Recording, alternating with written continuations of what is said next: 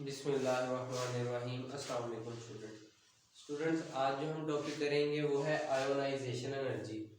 इसमें हम देखेंगे कि आयोनाइजेशन एनर्जी क्या होता है, इसका पीरियोडिक टेबल में ट्रेंड क्या है, मतलब ग्रुप्स और पीरियड्स में इसका ट्रेंड क्या होता है आयोनाइजेशन एनर्जी का। उसके बाद हम देखेंगे कि शील्डिंग इफेक्ट क्या होता है और शील्डिंग इफेक्ट आयोनाइजेशन एनर्जी के साथ कैसे इसके ऊपर डिपेंड करती है आयोनाइजेशन एनर्जी। सबसे पहले हम देख लेते हैं आयोनाइजेशन एनर्जी क्या होती है। आयोनाइजेशन एनर्जी की डेफिनेशन है minimum amount of energy, minimum energy need to remove valence electron.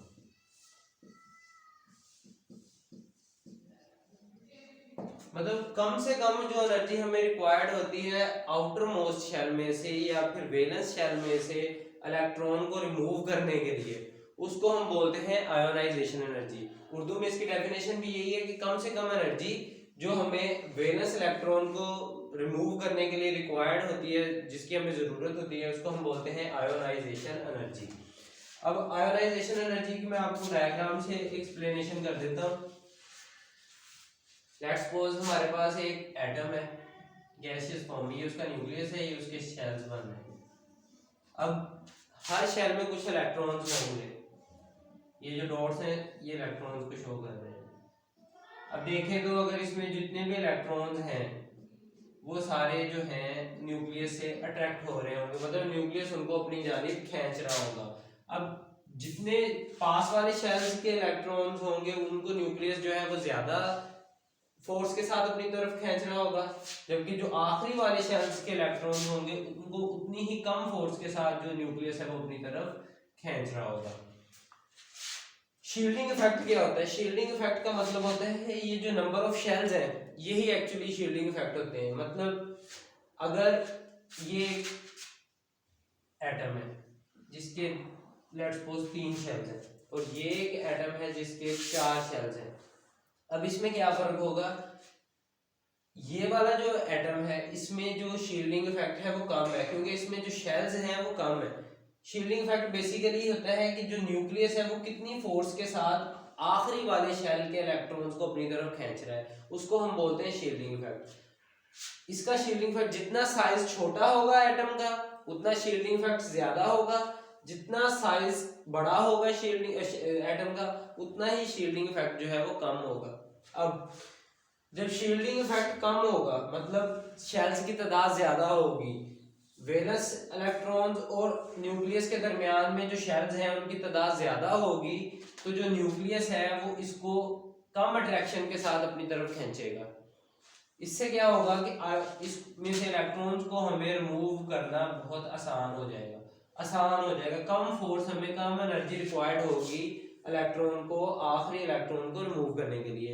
इसका मतलब है इसकी आयोनाइजेशन एनर्जी कम होगी, जितना साइज बड़ा होगा उतनी आयोनाइजेशन एनर्जी कम होगी, और जितना साइज छोटा होगा उतनी आयोनाइजेशन एनर्जी जो है वो हमें ज्यादा चाहिए होगी, क्योंकि न्यूक्लियस जो है वो ज्यादा फोर्स के साथ अपनी तरफ खींच रहा होगा, वो आसानी से इलेक्ट्रॉन को रिमूव नहीं होने देगा।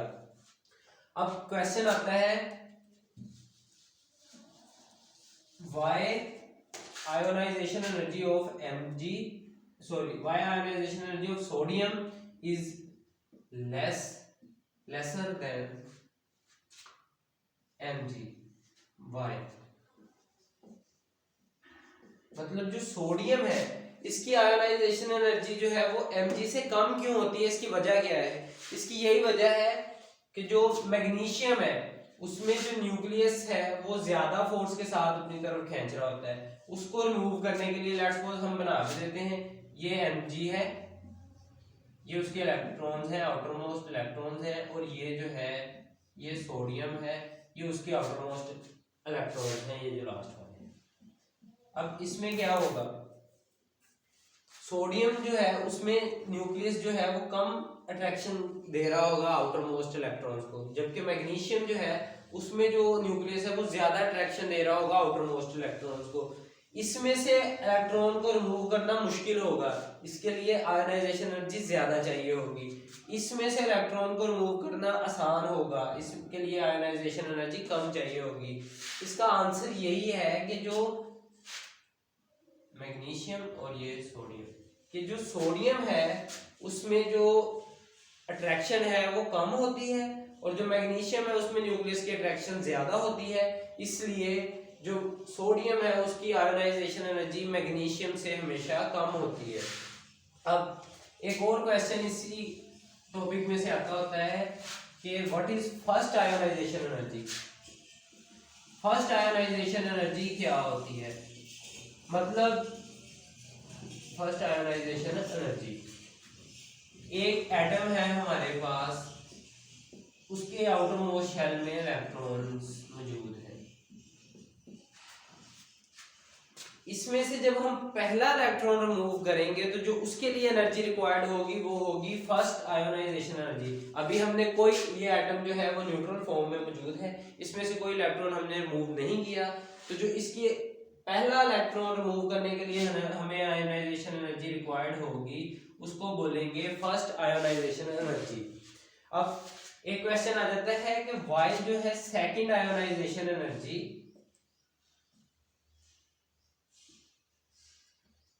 ग्रेटर देन फर्स्ट, मतलब सेकंड आयोनाइजेशन एनर्जी फर्स्ट से ज्यादा क्यों होती है, ये भी एक क्वेश्चन आ जाता है। अब हमने एक इलेक्ट्रॉन, अभी हमने कोई भी इलेक्ट्रॉन रिमूव नहीं किया, जब हम इसमें से पहला इलेक्ट्रॉन रिमूव कर देंगे, मतलब first ionisation energy let's suppose इसकी थी जी 500 किलो जूल पर मोल, ये हमें इसकी फर्स्ट आयोनाइजेशन एनर्जी थी। अब जो है इलेक्ट्रॉन्स वैलेंस शेल में कम हो गए, जो न्यूक्लियस है वो ज्यादा अट्रैक्शन देगा बाकी के जो रिमेनिंग इलेक्ट्रॉन होंगे उनकी तरह। अब जब हमने इसमें से एक और इलेक्ट्रॉन को रिमूव करना है तो हमें ज्यादा एनर्जी रिक्वायर्ड होगी, क्योंकि जो न्यूक्लियस है वो ज्यादा फोर्स के साथ इसको अपनी तरफ खींच रहा होगा, वो आसानी से इसे बाहर नहीं निकलने देगा अपने शेल में से। अब हमने इसको रिमूव करना है तो हमें इसके लिए ज्यादा एनर्जी रिक्वायर्ड होगी, वो 600 भी हो सकती है, वो 700 भी हो सकती है, डिपेंड करता है कि कौन सा एटम है, उसका शील्डिंग इफेक्ट क्या है, ये सारी चीजें इस पे अफेक्ट करेंगी। अब इस क्वेश्चन का आंसर ये है कि सेकंड आयोनाइजेशन एनर्जी जो है वो हमेशा फर्स्ट आयोनाइजेशन एनर्जी से ज्यादा होती है, क्योंकि जब हम फर्स्ट आयोनाइजेशन कर लेते हैं, हम पहला इलेक्ट्रॉन जो है उसको रिमूव कर लेते हैं, उसके बाद जो न्यूक्लियस है वो ज्यादा फोर्स के साथ आउटर मोस्ट इलेक्ट्रॉन्स को अपनी जानिब खींच रहा होता है, इसलिए दूसरा इलेक्ट्रॉन जब हमने रिमूव करना है तो उसके लिए हमें ज्यादा एनर्जी रिक्वायर्ड होगी, इसलिए जो सेकंड आयोनाइजेशन एनर्जी है वो फर्स्ट आयोनाइजेशन एनर्जी से हमेशा ज्यादा होगी। अब इसका ट्रेंड देख लेते हैं, पीरियड और ग्रुप में आयोनाइजेशन एनर्जी का ट्रेंड क्या है। पहले ग्रुप में देख लेते हैं, तो ग्रुप में जो आयोनाइजेशन एनर्जी है वो टॉप से बॉटम डिक्रीज होती है, कम होती है आयोनाइजेशन एनर्जी। उसकी वजह क्या है, टॉप से जब हम बॉटम की जानिब आते हैं, ऊपर से नीचे की जानिब ग्रुप में आए तो आयोनाइजेशन एनर्जी जो है वो क्या होती है, डिक्रीज होती है, ग्रुप में ये डिक्रीज होती है। इसकी वजह क्या है, जैसे ही हम ऊपर से नीचे आएंगे ग्रुप में तो जो एटम का साइज होगा, एटॉमिक साइज, वो बढ़ता जाएगा, ग्रेटर होता जाएगा। जैसे जैसे एटॉमिक साइज ग्रेटर होता जाएगा, लेट्स सपोज ये एक पहला ग्रुप का एटम है, ग्रुप में पहला एटम है, ये उससे अगला एटम है, तो उसका जो साइज है वो बड़ा होगा दूसरे पिछले वाले से। उसका जब साइज बड़ा होगा तो जो एनर्जी रिक्वायर्ड होगी वो कम होगी। इसका मतलब है जैसे ही हम टॉप से बॉटम की जानिब आएंगे तो आयोनाइजेशन एनर्जी जो है वो ग्रुप में डिक्रीज होगी। जबकि अब हम इसका पीरियड्स में ट्रेंड देख लेते हैं, अब पीरियड्स को डिस्कस कर लेते हैं। तो जो पीरियड है इसमें अगर हम लेफ्ट से राइट की जानिब जाएं, फ्रॉम लेफ्ट टू राइट, तो जो आयोनाइजेशन एनर्जी है वो इंक्रीज करती है।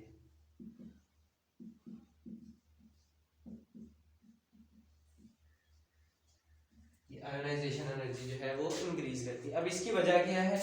इसकी भी वही वजह है कि जैसे हम लेफ्ट से राइट की जानिब जाएंगे तो जो एटम है उसका साइज छोटा होता जाएगा, जिसकी वजह से जो हमें आयोनाइजेशन एनर्जी है वो हमें ज्यादा रिक्वायर्ड होगी। जितना छोटा इलेक्ट्रॉन एटम होगा उतनी ज्यादा आयोनाइजेशन एनर्जी चाहिए होगी, क्योंकि न्यूक्लियस जो है वो उतनी ज्यादा अट्रैक्शन से आउटर मोस्ट शेल को अपनी जानिब खींच रहा होगा, उतनी ज्यादा फोर्स लग रही होगी, उतनी ज्यादा एनर्जी हमें रिक्वायर्ड होगी उसमें से इलेक्ट्रॉन को रिमूव करने के लिए। तो ये है आयोनाइजेशन एनर्जी और शील्डिंग इफेक्ट। उम्मीद है आप लोगों को इस चीज की समझ आ गई होगी। तो अब